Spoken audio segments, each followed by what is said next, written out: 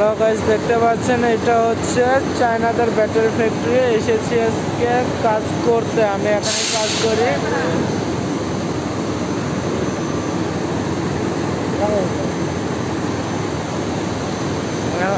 দেখেন চায়নারা কিভাবে সীসা গলায়।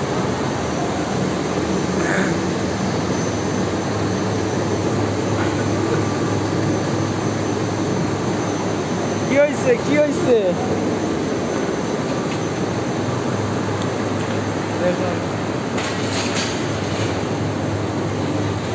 দেখুন সীসা কিভাবে বাড়ায়, আর সীসা এদিক দিয়ে আসে, তারপরে ওই দিক থেকে পাউডার যায়।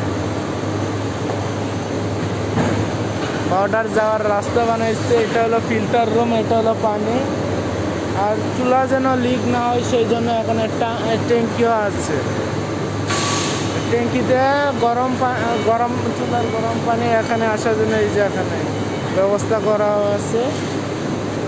মনে করেন যে এখান থেকে ওই যে পাইপ দেখতে পাচ্ছেন, পাইপ থেকে ঠান্ডা পানি যাবে সোজা চুলাতে। ওখান থেকে চুলার ভিতরে আপনার দুইটা লেয়ার